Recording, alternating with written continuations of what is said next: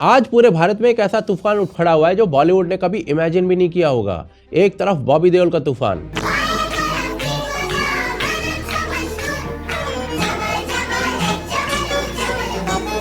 और दूसरी तरफ अक्षय खन्ना का तूफान।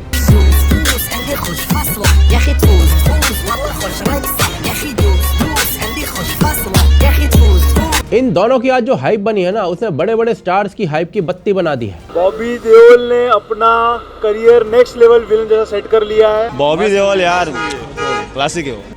रणवीर सिंह पे भारी नहीं पड़े अक्षय खन्ना। अक्षय खन्ना पूरे इंडियन सिनेमा पे भारी पड़ गए। धुरंधर देखने वाले हर एक आदमी की जुबान पर सिर्फ एक ही नाम है, Rahman Baloch. Akshaye Khanna and Sanjay Dutt, the fighting scene was very gripping. जब सबने सोचा था कि इनका करियर खत्म हो चुका है, तब इन्होंने ऐसा बाउंस बैक किया है कि ये दोनों आज अपने करियर के जनरेशनल रन पर हैं। आज लोग कहने लगे कि भाई कम बैक हो तो इनके जैसा हो, और ये अपने आप में एक बहुत बड़ी बात है, क्योंकि एक तो इन्होंने बॉलीवुड के टॉक्सिक कल्चर के सामने झुकने से मना कर दिया। हर पार्टी में मतलब इंटरव्यूज, ये कंट्रोवर्सी, कहीं ना कहीं आपको जिंदा रहना है, करना ही पड़ेगा, नहीं तो आप आउट हो जाएंगे फिल्म इंडस्ट्री से। मैं बोलूँगा मैं आउट हो जाऊँगा, मैं वो ज़्यादा पसंद करूँगा, क्योंकि मैं अपने आप को नहीं बदलूंगा, मैं जो हूँ मैं हूँ। और दूसरी तरफ दशकों तक बॉलीवुड पर स्टार माफिया रूल करता आया है। फिल्म स्टोरीज की वजह से नहीं, बल्कि सुपरस्टार के नाम से चलती थी। ऑडियंस को क्वालिटी नहीं, ग्लैमर दिया जाता था।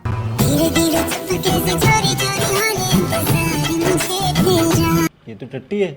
लेकिन आज ना पिक्चर उल्टी हो चुकी है। जहां एक तरफ इन सो कॉल्ड सुपरस्टार की मूवीज बैक टू बैक पिट रही हैं, वहीं दूसरी तरफ कंटेंट ड्रिवन सिनेमा करोड़ों में कमा रहा है। और आज असली एक्टिंग करने वाले परफॉर्मर्स को वो अप्रिसिएशन मिल रहा है, वो सपोर्ट मिल रहा है, जो आज बड़े बड़े स्टार्स को नहीं मिल रहा है। कल देखा आप इमोशनल भी हो गए थे, क्या बोल रहे? यस, कल के लिए मैं बस ये कह रहा हूँ, इतना प्यार मिल रहा है, मतलब मेरा दिल इतना खुश है। मेरे को लग रहा है मैं सपना देख रहा हूँ कि समझ में नहीं आ रहा मेरे साथ हो क्या रहा है। मतलब एकदम से सब मुझे इतना, मतलब मेरे काम को इतना पसंद कर रहे हैं। सारा बॉलीवुड एक तरफ और अक्षय खन्ना एक तरफ। लोग तारीफों के पुल बांधते नहीं रुक रहे हैं। इन एक्टर्स को तो बाकायदा हॉलीवुड के एक्टर से कंपेयर किया जा रहा है। लोग इन्हें लॉर्ड बॉबी देओल और लॉर्ड अक्षय खन्ना जैसे टैग्स दे रहे हैं, तो कोई कह रहा है कि अब्बास मस्तान को हमसफर 2 बनाकर पूरा इंटरनेट ब्रेक कर देना चाहिए। और इसी वजह से एक ऐसा वर्ग भी उठकर खड़ा हो चुका है जिनको इनकी राइस से मिर्ची लग रही है। और इस पूरी चीज पे ना सवाल ये उठता है कि आखिर ये हुआ कैसे, आखिर ये शिफ्ट आया कैसे, कैसे बॉलीवुड जैसे स्टार ऑब्सेस्ड इकोसिस्टम में रियल एक्टर्स का राइज पॉसिबल हुआ,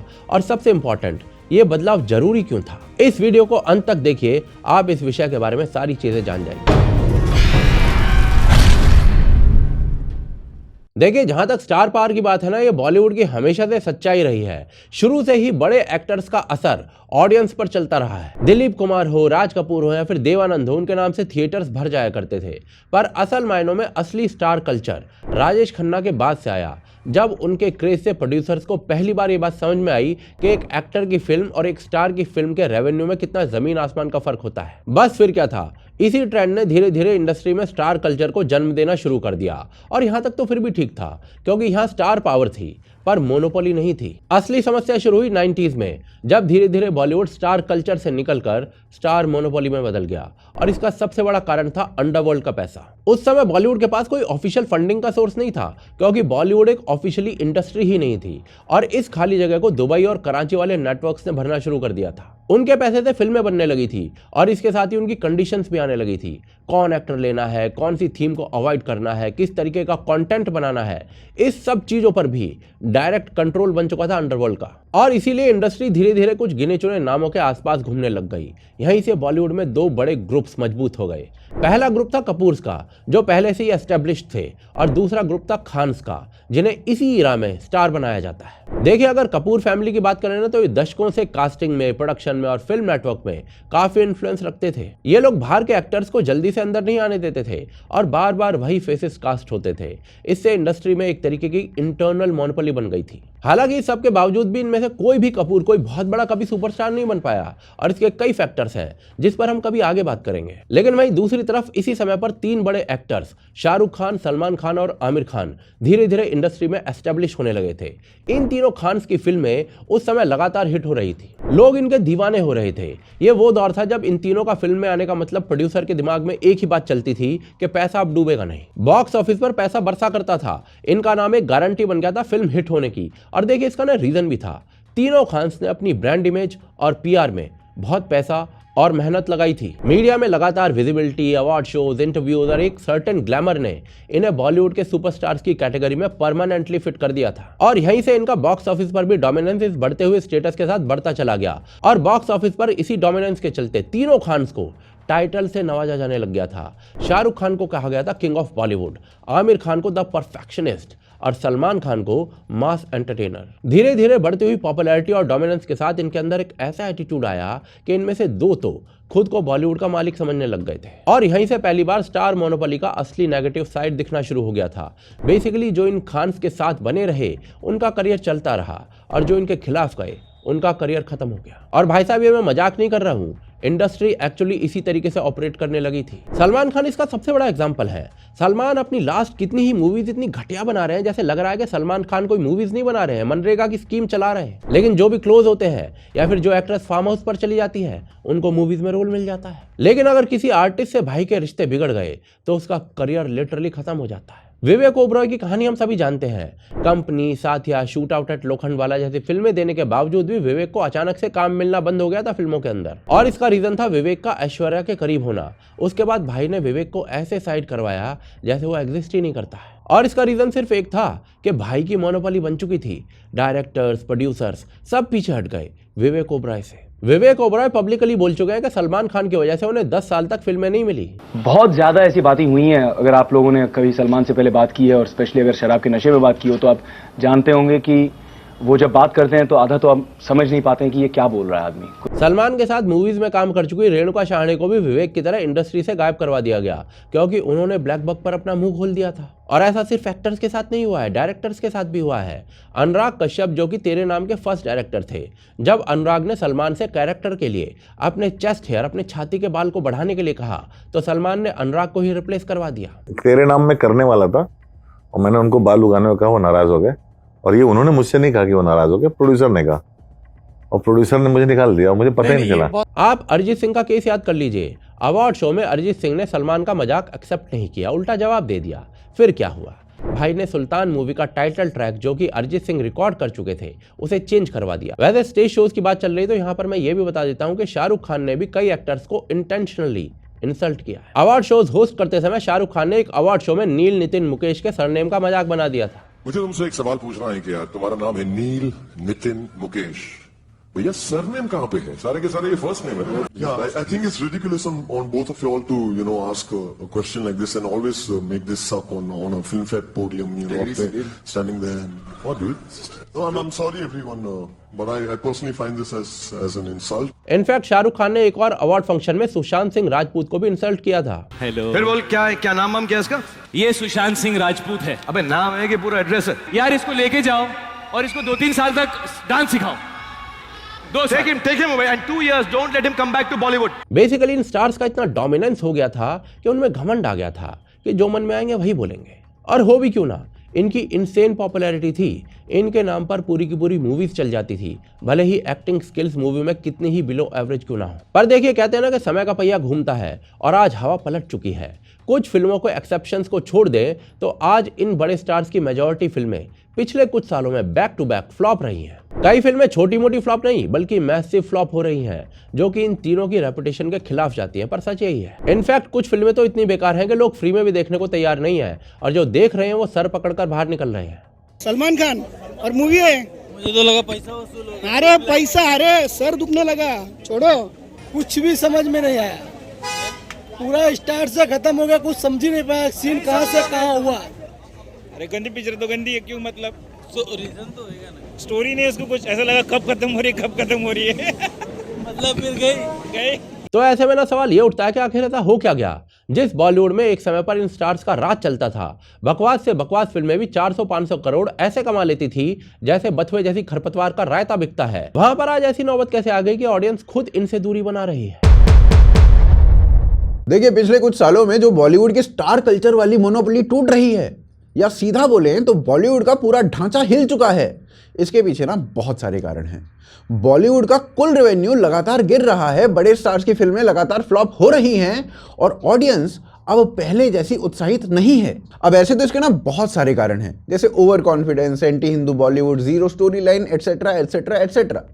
लेकिन जो सबसे मेन रीजन बॉलीवुड में स्टार कल्चर के एंड होने का है वो है राइज ऑफ बेटर कंटेंट। हमेशा से बॉलीवुड ना सिर्फ स्टार पावर के भरोसे चलता आ रहा था। एक ऐसा ट्रेंड देखा गया था कि भले स्टोरी लाइन कितनी भी वीक हो, स्टार बड़ा है तो मूवी चल जाएगी। अगर मूवी कितनी भी बढ़िया हो, उसमें स्टार नहीं है तो मूवी उतना अच्छा परफॉर्म नहीं करेगी। अब ऐसे सिस्टम में ना एक्टिंग के जो नुआंसेस हैं, कैरेक्टर डेप्थ है, वो इतना इंपॉर्टेंट रखती ही नहीं है। स्क्रीन पर जितना ज़्यादा स्टार इमेज उतना ज़्यादा इम्पैक्ट। लेकिन वो कहते हैं ना कि एक ना एक दिन सबका समय बदलता है। ऑडियंस समय के साथ इवॉल्व हुई, बॉलीवुड वहीं के वहीं रह गया, जिसके कारण आज सिचुएशन पूरी तरीके से पलट चुकी है। अभी जो समय बदलने की शुरुआत थी ये पैंडेमिक से होती है। पैंडेमिक के दौरान लोगों का जो एक्सपोजर था वो सिर्फ बॉलीवुड तक सीमित नहीं रहा, बल्कि उन्होंने Hollywood, south Indian movies, regional cinema और बाकी वर्ल्ड के सिनेमा को एक्सप्लोर किया। इन फिल्मों में उन्हें वो कहानी, कैरेक्टर डेवलपमेंट और नए नए कॉन्सेप्ट्स मिले जो बॉलीवुड के घिसे पिटे फॉर्मूला से ना बहुत ज़्यादा आगे थे। अब लोगों ने देखा कि बाकी की जो फिल्म इंडस्ट्रीज हैं वो कैसे अपनी स्टोरी टेलिंग में इन्वेस्ट करती हैं, किस तरीके से बिना किसी स्टार पावर के वो अपनी फिल्म्स का स्टैंडर्ड एलिवेट करती हैं। इसी वजह से जब लोग वापस से कोर बॉलीवुड मूवीज़ की तरफ आए तो उन्हें वही पुरानी स्क्रिप्ट्स, वही फोर्स्ड कॉमेडी, वही आर्टिफिशियल एक्शन और वही ओवर एक्टिंग वाली स्टोरीज मिली। और भैया जब आपको एक तरफ सोना दिया जाएगा और दूसरी तरफ कीचड़, तो आप कीचड़ क्यों लोगे? बिल्कुल यही हुआ। धीरे धीरे इंडियंस का एक मेजर चंक जो मूवी कंज्यूम किया करता था वो डाइवर्सिफाई और मैच्योर होने लगा और ऑडियंस ने धीरे धीरे बॉलीवुड को देखना ही बंद कर दिया। अब ओटीटी के कारण ऑडियंस का जो एक्सपोजर था वो डिटेल्ड ओरिएंटेड कंटेंट से बढ़ गया। जब कोई व्यूअर एक साथ एक वीकेंड में 6 से 8 घंटे का टाइटली रिटन शो देखता है तो उसकी जो एक्सपेक्टेशन है ना वो नेचुरली मैच्योर होने लगती है। अब बेयर चेहरे से कोई एक्साइटमेंट होती नहीं है। ऑडियंस देखना चाहती है कि स्टोरी लाइन क्या है, एक्टर सीन में क्या वैल्यू ला रहा है, थीम क्या है। और इसीलिए आज स्टार पावर उस लेवल पर काम ही नहीं कर रही है जैसे कोविड से पहले किया करती थी। और इसी कारण बॉलीवुड के कुछ जो डायरेक्टर्स हैं उन्होंने ऐसी मूवीज़ बनाना शुरू कर दिया है जो स्टार्स पर नहीं बल्कि स्टोरी लाइन और थीम पर बनने लगी है। और इसका रिजल्ट पता है क्या हुआ है? इसका रिजल्ट ये हुआ है कि स्टोरी टेलिंग से रियल स्टार्स का राइज हुआ है।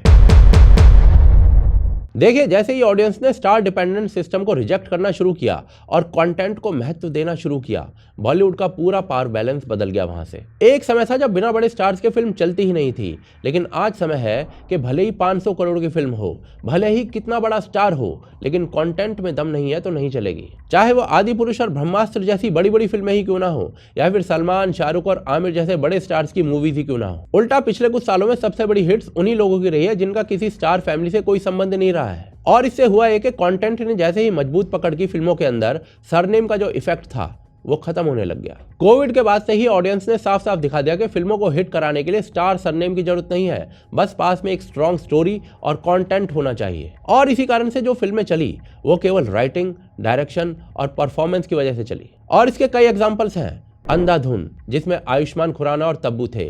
स्त्री, जिसमें राजकुमार राव और पंकज त्रिपाठी थे। इनमें से कोई भी बड़ा स्टार नहीं था, लेकिन फ्रेश कॉन्सेप्ट ने बॉक्स ऑफिस को फाड़ दिया। द कश्मीर फाइल्स बिना किसी बड़े स्टार या बड़े स्टूडियो सपोर्ट के बिना सिर्फ कंटेंट के दम पर 300 करोड़ से ज्यादा कमाए थे उसने। या फिर विक्रांत मैसी की 12th फेल, जीरो हाइप थी फिल्म की, फिर भी बॉक्स ऑफिस पर धमाल मचा कर गई थी। ओटीटी के ऊपर भी बिना स्टार वाली सीरीज हिट हो रही हैं। इन सभी फिल्मों का एक कॉमन फैक्टर था, story line is greater than star name. और यही बदलाव इन फिल्मों की एक नई ताकत बन गया। और इसी बदलाव ने एक नए ट्रेंड को जन्म दिया, रियल परफॉर्मर्स का राइज।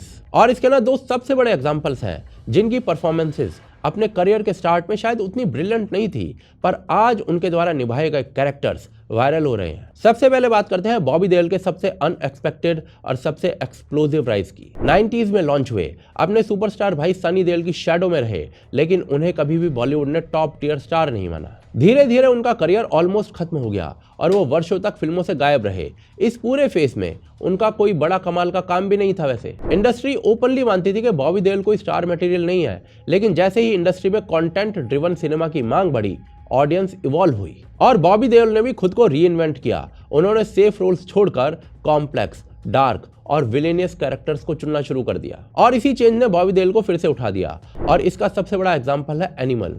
एनिमल में उनका स्क्रीन टाइम मुश्किल से 15 मिनट का था, लेकिन जितने मिनट थे वो पूरे फिल्म के सबसे ज्यादा टॉक्ड अबाउट थे। इनफैक्ट इन 15 मिनटों ने पूरी पिक्चर को बदल दिया था। एक भी वर्ड बोले बिना उन्होंने इंटेंसिटी, प्रेजेंस और इम्पैक्ट क्रिएट किया था। बॉबी का silence, expressions, aggression, physical appearance, सब कुछ टॉप नॉच था। पूरे सोशल मीडिया पर बॉबी देओल के ही एडिट्स चल रहे थे।